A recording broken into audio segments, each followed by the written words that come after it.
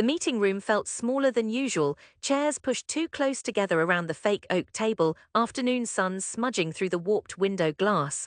I barely fit in my own skin. My boss, Senor Ferreira, a man who always smelled of cigar smoke and antiseptic hand gel, paced behind me as if rehearsing a play. A dozen colleagues slumped in their seats, careful not to meet my eye. "You don't listen, Duarte," Ferreira said, clapping his hands for effect. The sound rolled over us, thin applause. "You dream the wrong dreams." A slideshow flickered on the wall behind him. The slide was mine. An illustration of the quadruped robot that hadn't yet moved more than a meter without falling. Limbs akimbo, blue wires dangling from its joints like torn ligaments. No one had believed it could walk, much less help anyone. "Least of all Ferreira, our time is wasted. Clients don't want robot dogs," he continued, voice pitching higher. "They want things that work. You waste weeks, months on impossible ideas." I tried to swallow, but my throat felt like it was closing from the inside. Every word dug inside me. My colleagues, always sociable in the corridor, stared at their hands or the dregs of cold coffee. Over him, out the window, I could see Lisbon's tiled rooftops and a strip of Tagus River, gold and guileless in the sun. Ferreira snapped another slide up, this one a failure report, red marks everywhere. "You embarrass this office. Next week, no more robotics. Enough, you do accounting now. I am done enabling nonsense." His words scraped me raw. The humiliation bit deep, all the deeper because I had nothing to say. At childhood birthdays I was Duarte the robot boy, the one who built machines from broken toys and old blender parts scavenged from Arvo's kitchen drawer. Now I was a grown man, shamed in front of everyone I once hoped would respect me. On the tram home, I pressed my forehead to the rain-streaked glass, letting the city blur by. Alfama's crooked streets, quadros, azulejos on house fronts, always the grey smear of the river edging everything. My chest ached. Every jolt of the tram rattled Ferreira's words inside me, words spread faster than I thought possible. My brother Tomás called that night. There was laughter in his voice, straining to sound like concern. "I always told you, Mano, this robot stuff, no one needs it. You're a smart guy, but why not do something normal? Like coaching football with me." At dinner, my mother flinched at Tamar's words but didn't disagree. "Maybe Tamar's is right. The world is not for dreamers now," she said as she ladled caldo verde into my bowl. The soup was hot, but I shivered. I nodded, numb. My family saw my work as a phase, a silly obsession I'd outgrow. The unspoken truth fell between us like a dropped spoon. I made it harder for them in the bureau, harder for them to hold up their heads among neighbors who watched, judged, and now ridiculed. Me started going to church an hour earlier, as if to avoid the whispers. At night, humidity made my sheets stick to my skin. My room, with shelves lined with half-assembled machines, felt like a museum to someone I no longer was. I stared at the ceiling's water stains, listening to the tram bells ringing out in the distance, each clang a reminder.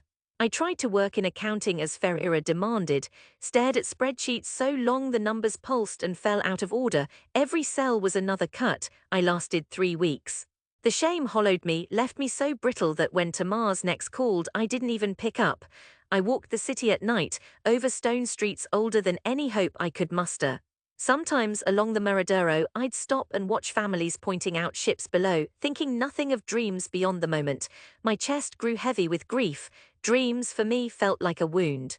Each day I rehearsed letting go, but the truth was I couldn't. The idea burrowed in me, a splinter that wouldn't work itself out.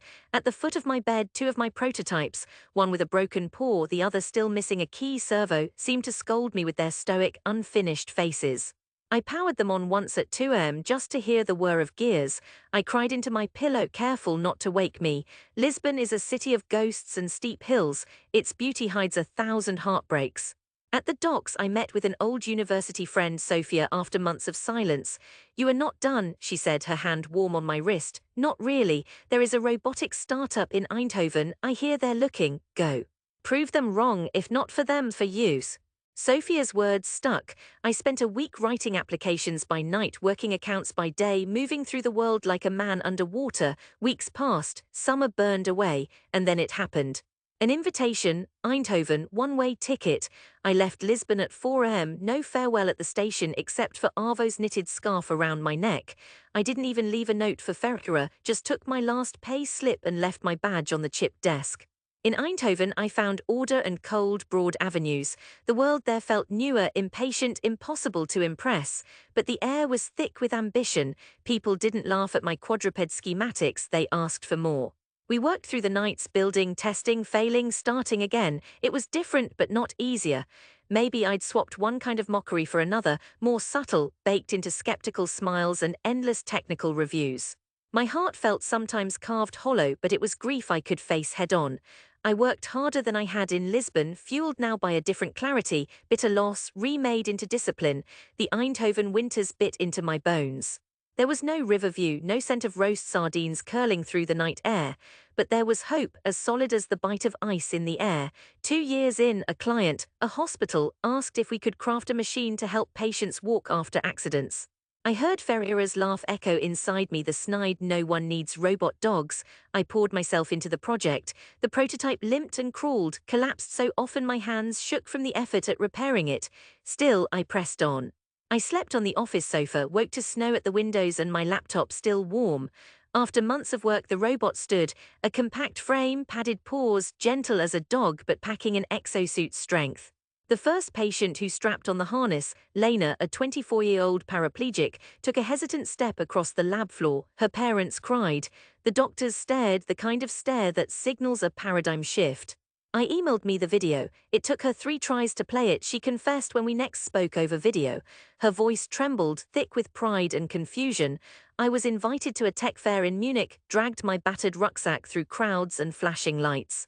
We won a prize, strangers wanted selfies with me, called my work revolutionary.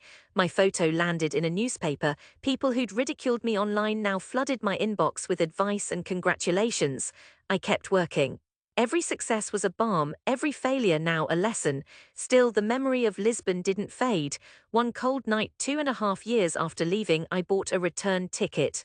I wandered back into the city of my humiliation, scarcely believing I could belong.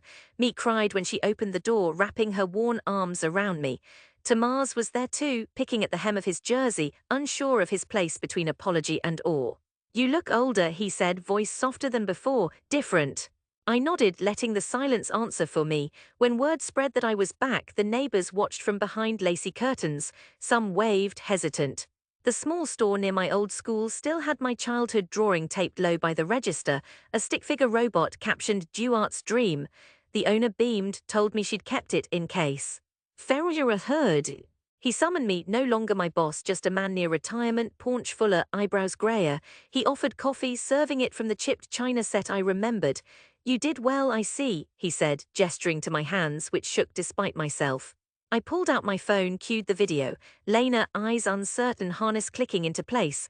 The robotic frame, words slow but steady. Her foot lifted, the movement awkward but unmistakable. She stepped forward 1, then 2.